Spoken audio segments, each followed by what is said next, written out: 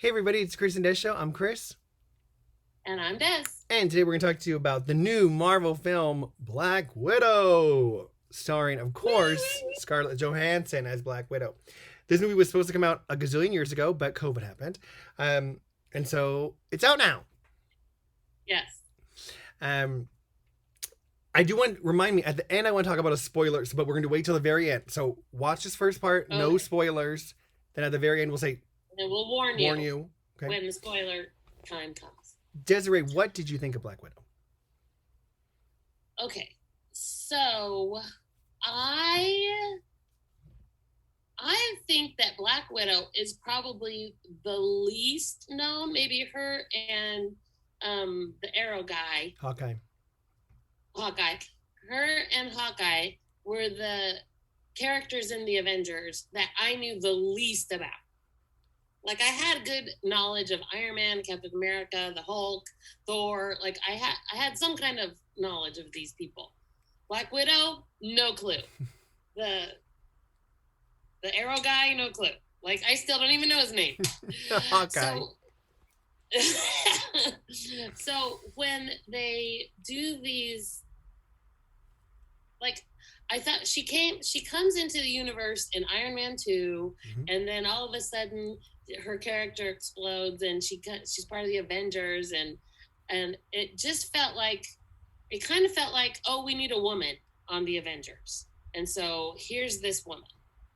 And I didn't have I really could have used this movie 10, 12 years ago when it really actually is supposed to happen. I don't think it's a spoiler to say that this movie takes place after the Civil War, Avengers Civil War. No, Captain America Civil War. Yeah, Captain America. It takes place after that movie in the timeline of everything. So they're kind of going back to kind of fill in the gap here that they left. And it was supposed to come out last year. That is absolutely true, but it would have been better about a decade ago, is what I'm saying. But the movie is kind of her story is that she was brought up in Russia as an assassin. Like she got swept away and into this place called the Red Room, and they raised her with a bunch of other girls that they've also trained. Like it's this program that the Russians have to raise and train assassins. And so that's just kind of her big general background story. And in this movie, she goes back and she finds these people that were pretending to be her family. And I really enjoyed it. I thought it was a great standard Marvel formulaic movie of connecting me to the characters. They took a lot of time at the beginning for them to talk and establish who they were and their relationships and stuff. And I love that stuff. It really kind of felt a bit like an origin story, which again, I could have used maybe a decade ago, but that's how it felt. Like I was finally getting the history of this character. And they did do some like flashbacks. I forget which movie that they did some flashbacks so that I would have some kind of reference of who this lady was.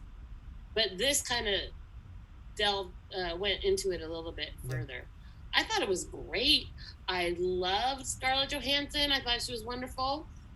Florence Pugh, I could have all day, all night. She was hilarious. She was so good. They wrote her character so great. I just thought she was wonderful. She's supposed to be Scarlett Johansson's little sister. And so she goes through the same program that Black Widow goes through. And so she has some of the same skills and everything. And the parents I thought were great. Yeah. The dad, who's supposed to be like the Russian Captain America, called the Red Guardian or something. Mm-hmm. He was so good. I got into the story. I understood everything about it. I'm not coming into Marvel movies with a lot of history that I'm comparing it to. Like, I'm not comparing MCU movies to the comic books because I don't know any of that stuff. So I know there's some kind of differences between the movies I forgot the character's name. The person that she's fighting that mimics her actions. Cash would know. What's her name? I forget their name. Keep going. I'll think about it. Yeah. But in the movie, it's somebody different than in the comic books it has been. And I did see on the internet that people were not very happy about that. But I'm not connected to that. I don't have no emotional connection to that. So it didn't bother me at all. And so I just thought I was along for the ride. Like Marvel has kept my expectations very high. And I think I'm going to have a good time. And I usually walk away thinking, boy, I had a great time with that movie. And so I really liked it. What did you think? Yeah, I really liked it too. I thought it was really good. I did think it had the most violence probably and the most language of any of the Marvel movies, probably. I agree. There was the stunts in that movie, like she was falling down off of buildings and all this stuff, and they didn't cut away. They showed you her falling and hitting all this. Like I was like, oh, they really did. Oh, it was a lot. It was very violent, which is fine. I mean, it's an action-y movie. We know that, right? Yeah. It wasn't like over the top or like there was too much. It was just good. But the language was more than usual for a Marvel movie. Yes, also. The language was a lot for sure. So just so you know, if you're taking, like I took my son, but he's okay. He already knows that he can't say those words and that those just words. I will say what I love about Marvel movies too is that there's really no like sex, nudity stuff in any of them. It's really like we're making these so you could take, older, like your kids 10, 11, 12 to them also if you wanted to take them. We're not going to make it. Which I always appreciate. I thought Scarlett Johansson, okay, I also thought like the same thing, like I love Thor, and especially the last Thor movie, Ragnarok, was amazing. I know a lot of that's Taika Waititi's an amazing director and writer, but and all the Captain America movies are so good. I'm not a big Iron Man person for moral reasons, let's say, and then even the Hulk is cool. He's so cool. Everyone likes the Hulk. He's this big green guy.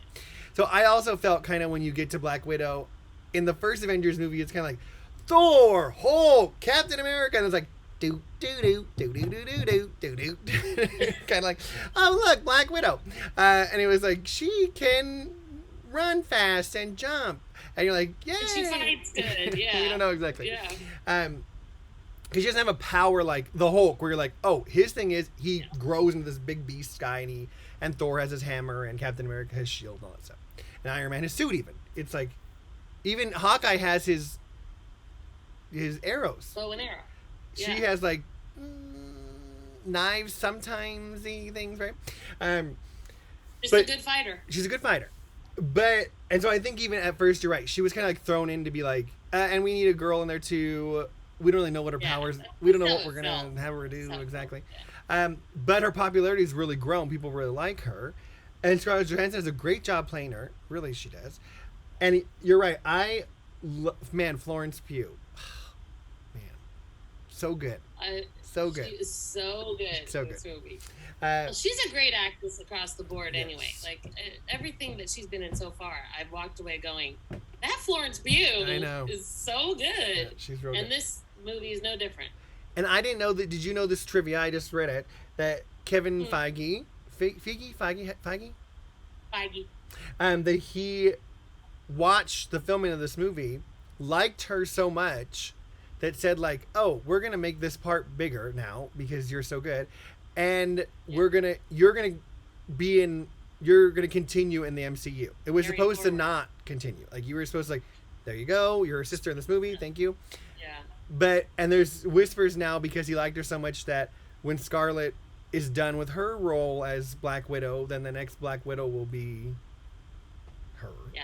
And I think that's consistent with the comics. Like I think that ties in fine. But that's what makes Marvel so smart is, and I think you've mentioned this before, like when we were talking about Scarlet Witch and all that other stuff, that they are flexible. They're not so locked into their vision for what everything is. Yeah. When someone comes in and they do a great job and the audience responds to them, that they roll with it. Oh. Like, Florence Pugh is amazing. So why shouldn't she have her own movie or whatever they're going to have her do? I don't even know, but she absolutely can handle as much as you can throw at her. She'll be great. Right. Yeah, no, I think part of that, as much as, when, the diehard Marvel, like the diehard Star Wars people had their little thing when Disney bought both of those things at first, because they're like, Disney, are they going to be singing the whole time? But it's not like that. They did a really good job. But part of that is Disney's genius of, I know they give Kevin Feige a lot of leeway room because he's done a great job planning this Marvel universe, for sure. He's a genius. And they keep giving him more and more responsibilities all over. But another part is Disney being like, oh, yeah, we're willing to put in $200 million on this movie because it was so well done the first time. We can do that. And they're also really good at being like, no, you're right. This person, we tried her out, dud. We don't need to see her again in the MCU. See you later. We don't need to. We're not wasting hundreds of million dollars on you. Sorry, you're out of this thing. And it's partly their money making. They're a business. They're trying to make money. But it also makes them smart about like their choices of like, this is what people are going to like and this is what they're not going to like. And we're not going down this not like road. We're going this way. There's no need for that. Right. Yeah. I will say, yeah, I really like Rachel Weisz. So Rachel Weisz is an Oscar winner. She's fantastic. She's the mom. And I love that at times, like, you don't know where everyone sits. Like, who's helping who and who's not helping who. Yeah, you have no idea. Yeah. And so it's good. And even the, like, family bond that kind of, like, waves of, like, we're a family, we're not a family, we're a family, we're a family. That, again, that's what Marvel's good at. At the end, they want you to feel something, too. It's an action-y movie. We want you to like people.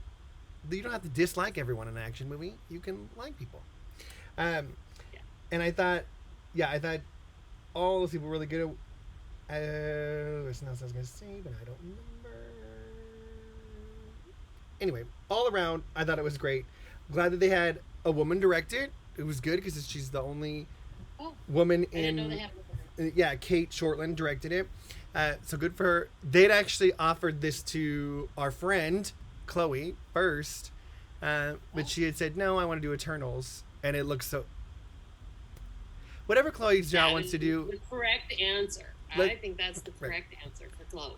Let's just let Chloe Zhao do what she wants to do. I think that's a good thing. Let's all get on board. Doesn't that seem like a good idea? I think that seems like a good idea. Let's let these Oscar-winning people kind of dictate what they want to do and let them run with it. I think she's got a good vision of what she wants to do. Yeah. So overall, I really liked it. Actually. I'm an expectations person. If my expectations are too high, then I'm like, oh no, I wish I would have liked it a little more than I. But I thought like, okay, Black Widow's not my favorite. Like I don't have sentimentality. Yeah. So I'm like, okay, well, whatever it is, it's probably gonna be good because Marvel's good. And then when I'm like, I really liked that movie. That was really good. It was the writing too was super, funny. Like, it was really funny. Amongst all this action and stuff, there was a lot of, like, really witty things about it, which I love. They put things in there, and from what I heard, they, like, I don't want to say what the joke is, because I want, if you haven't seen it, I want you to still decide. But there's a joke that they make that I think was based on the writer heard them actually talking in real life to each other. Oh, I love that. And it's like, oh, that's hilarious. Let's put that in. And that is, I think that's that flexibility that I was talking about. Smart. That these people are hilarious, and we can laugh at ourselves. It's really okay, and it just makes it all that more endearing to everybody. I thought it was great. That's their ability to laugh at themselves within this Marvel universe. I think is what has made them successful, and distinguish them from other comic book movies. It's like, well, we're having fun. DC takes themselves way too seriously. They take themselves so seriously. Yeah. You just lighten up. Let's lighten up a little bit. It's okay. We're talking about a man who goes in a phone booth and changes into another outfit. So it doesn't have to be super serious about it when you think about it. It doesn't have to be. We can laugh also. Yeah. Okay. If you haven't seen it, now is the time for you to go watch it. Go see it. Tell us what you think about it. Like and subscribe and all that good stuff, and let us know what you thought. Because now we're gonna do a spoiler part. Spoiler alert! Spoiler alert! Okay. And 3, 2, 1, Go. go. Okay, I will say there's a post-credit scene with Julia Louis-Dreyfus in it. That was supposed to be this huge reveal, like, oh my gosh, this character that Julia Louis-Dreyfus is, she's gonna be in the MCU. Before, right. Yeah. Falcon, and now it's like, Winter.